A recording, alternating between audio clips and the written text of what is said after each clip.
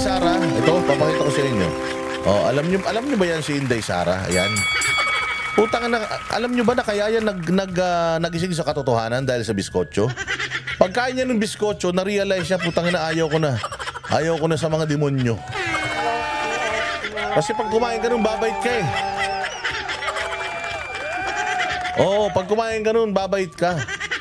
Oo, kaya kailangan kumain kayo ng biskotso para bumait kayo. So yun. Totoo yun. O, isang bundle, bibili ako. O yan, mag-message kayo sa Facebook ko. Tapos mamaya, titignan. Kasi yun nga sabi ni ano eh. Breaking news. Breaking news yun ha. Breaking news, Boss Dada. Sabi ni MJ Moon. Ano yun? Sino? Sino namatay na politiko? Hindi, breaking news. May biskotso na tayo ulit. Sabi niya. Putangin na, sabi ko biskotso patay. O, sige. Sabi ko, kukunin ko lahat yan. Ibibenta ko sa mga followers ko. Di bali nang manghingi ako sa inyo ng pambili ng biskotso. Kesa puta manghingi ako ng pamasahe papunta Hong Kong.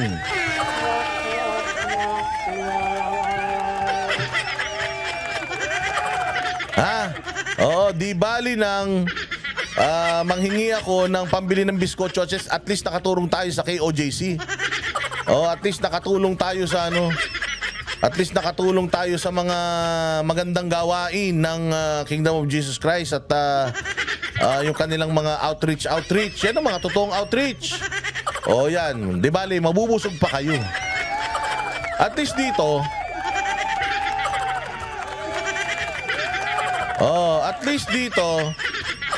mga bossing, kahit na ano, at least dito mga boss sa ating channel, hihingang kayo, pero magkakaroon kayo. Biskotso nga lang.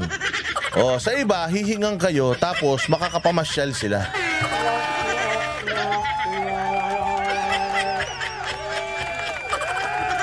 Black Mamba, bayad na. Tama na yan. O, di bumalik ka na dun. Bayad ka na pala eh. Ba't nandito ka pa? Balik ka na dun. Bilis! Balik ka na doon, Black Mamba. Binayaran ka na pala eh. Punta ka na doon ulit.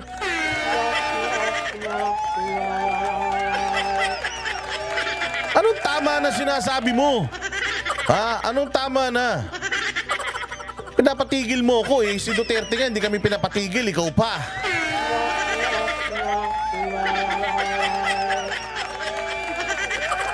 Doon ka na, bumalik ka na doon, Black Mamba. Oh, doon ka na ulit sa mga kaibigan mong mga walang tira. Oh, sa Cebu, may friend ako. Oh, sige. Basta pagka inano ko to, basta kapag ka ito, ano ko, di ba meron akong biskotso, tapos gusto nyo ipadala sa mga probinsya nyo. Pucha, sagot yung shipping. Wala akong pera ba? Oh, sa inyo naman yan, di naman akin yan. Wala akong kita niya kahit singgon duling. Gagrab ko pa yan pa uwi. Ang dami-dami niyan. Oh, para lang makatulong tayo, ha?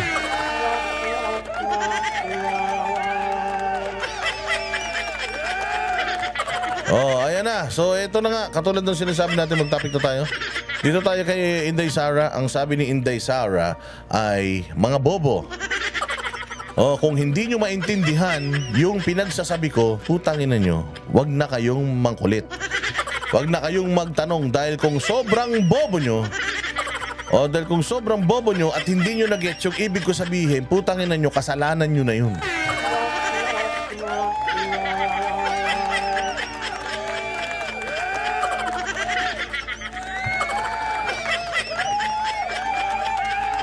Oh, sabi ni Luz Mongaya, Boss Dada, puyat ako, pero nagising ang diwa ko dahil sa biskotso. Putsa, matindi ang biskotso na yan. Oh. Putsa, natayo ang Great Wall of China dahil dyan.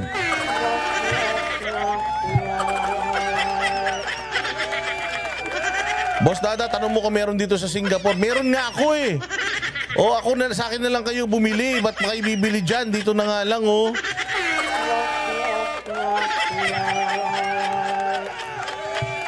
so eto mga boss, natanong ulit si Inday Sara dahil nga etong mga tanga-tanga na mga kriminal na mga congressman, hindi naman lahat. Mangilang-ilan lang. Kilala niyo yung mga child abusers. Oo, takot na takot sila. Baka daw itong binitawan ni Inday Sara isang bomb joke. Baka daw itong binitawan ni Inday Sara ay isang nakamamatay na statement.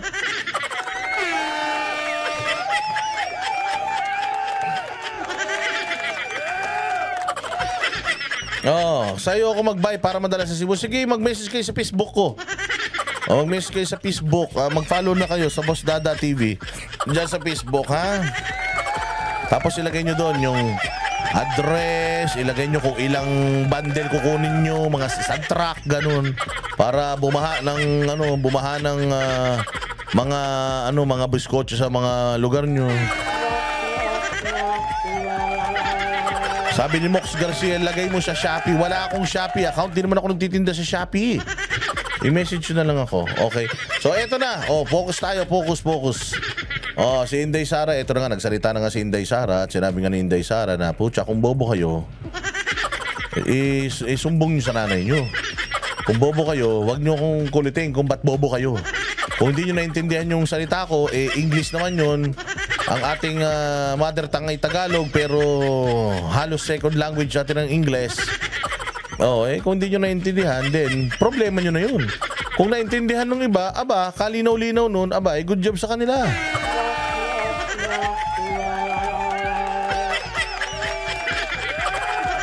Ayan So ayan, so tingnan ninyo mga bossing, itong statement ni Inday Sara. Ito si Inday Sara, mapang-asar din talaga to Etong mga Duterte na to, malalakas talaga ang mga topak ng mga to tinan mo kung ano sasabihin dito ni Inday Sara, ha? Doon sa mga hindi nakakaintindi. Congress, Dong Gonzales at saka itong child abuser, convicted criminal, child abuser, Franz Castro. Ito, makinig kayo, ha? Pangalawang beses na ito, sasabihin niya. Sasabihin niya kung ano ang problema niyo sa buhay. Sa lahat ng mga hindi nakaintindi nung sinabi ni Inday, ito, paiintindihan niya sa inyo kung ano ang problema niyo sa buhay. Pasok? So naman, designated survivor. Yes. Nahimong karon lang ko nakakita og kanang ganing Vice President na ginapangita ang iyang attendance sa tanan. Naintindihan niyo sabi? Unsa man imong gibuhat? Ha?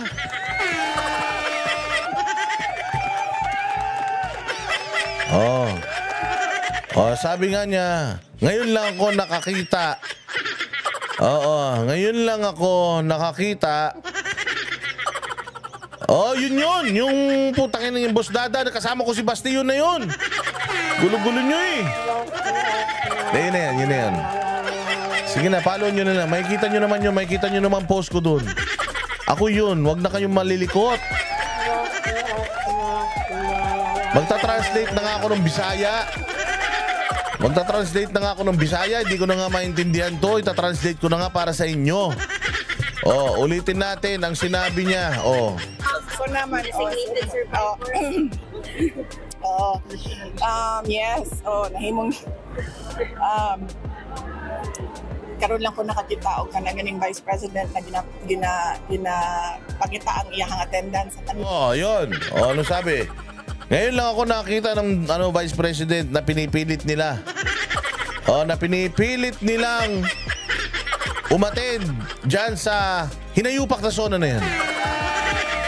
Thank you very much. Thank you very much, Jacqueline. Ayan salamat sa iyo, Jacqueline, at kay Mrs. Jack dyan sa Amerika. Boss D, order akong biskotso. Sige, ipapadala ko dyan.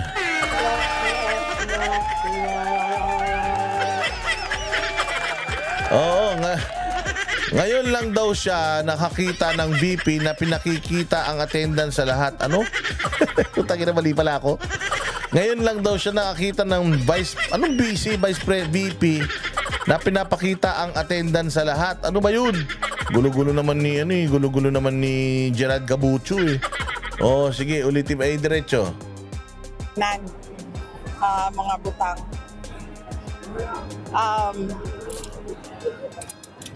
Dili to siya joke.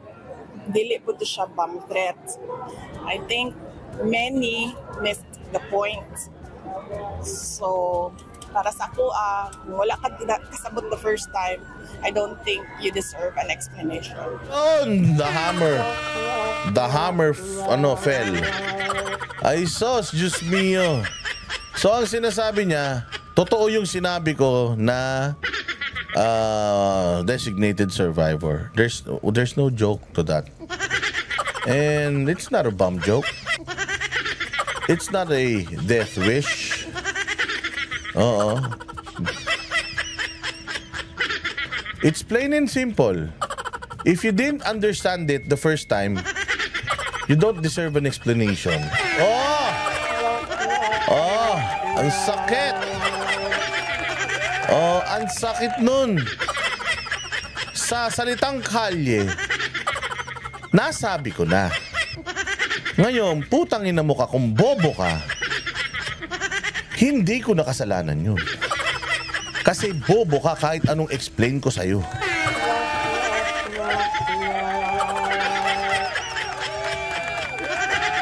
Oh, kung gusto nyong magpa-Congress inquiry dahil dun sa sinabi ko, be my guest. Pero kung tatanungin mo ko kung anong ibig kong sabihin doon, putang ina, nag-Chinese ba ako? Nag-Hapon ba ako? Sinabi ko na yan eh.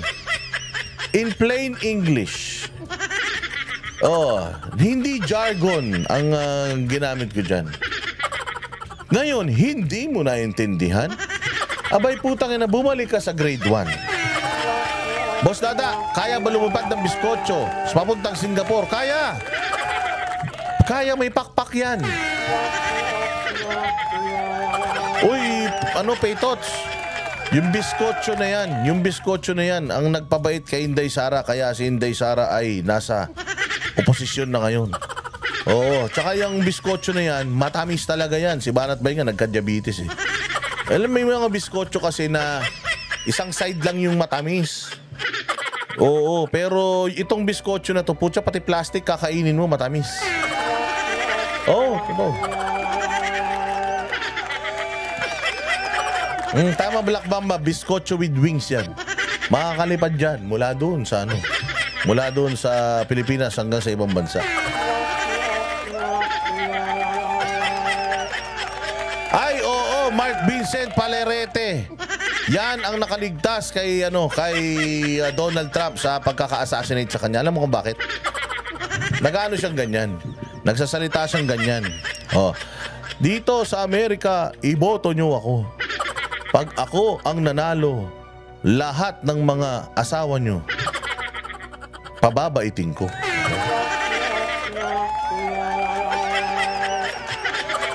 Tapos biglang sa crowd, dito sa may bandang dito niya, may nag-alok, oy, biskotso. Gusto niyo biskotso? Sunshine biskotso. Pag ganun siya, ha? Boom! Buti na lang. Lumingon siya. Kung di siya lumingon, patay siya.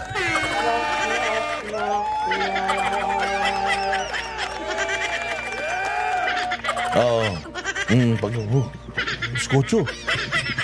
Aw, gumanon na siya. Utay na, kaya inano siya ng biskotso. Sinagip siya ng biskotso. Totoo yan. O ako nagbibiro ako ha. Mamaya ibabalita ko pa yan sa mainstream para talagang totoo yan. Oo, kaya ayan. So balik tayo dito kay Inday Sara. Ang sinabi ni Inday Sara, putangin na, kung hindi ka marunong umintindi ng sinabi ko, bumalik ka na sa grade 1. Balik natin, ulit. So naman, designated survivor. Yes. Nahimong karon lang ko nakakita og kanang ganing vice president na ginapangita ang iyang attendance sa tanan mga butang.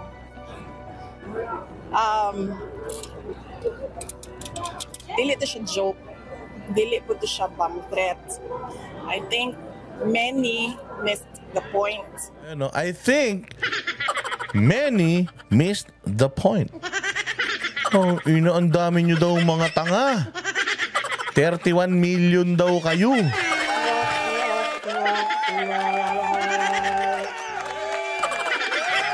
Oh, I think many missed the point. If you didn't understand it the first time around, it means you are Plain stupid. Your brain is like pea. In short, pea brain. So, para sa ko, wala ka kasabot the first time, I don't think you deserve an explanation. Kung wala ka kasabot the first time, you don't deserve a second chance.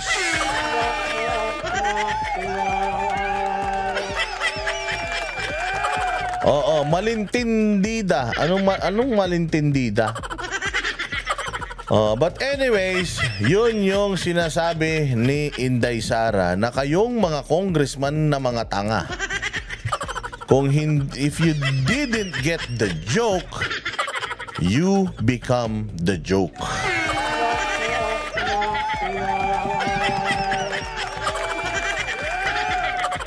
Kung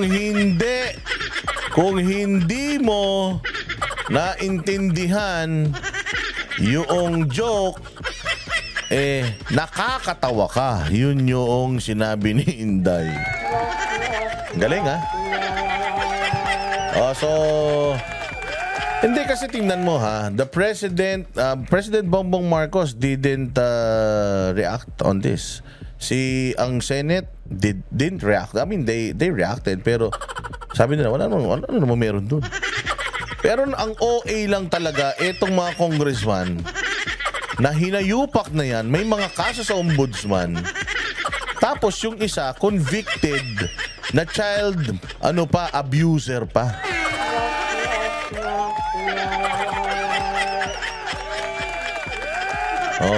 So kung gusto ninyo, umiyak kayo hanggang gusto nyo, si Inday Sara, hindi nyo maloloko. Kaya ayan. Palakpakan natin si Inday, isa na namang malupit. Bagamat iyong binanggit ito sa salitang Bisaya, sigurado ko na sa pool, pati balumbalunan, netong mga hinayupak na mga taga-gobyerno.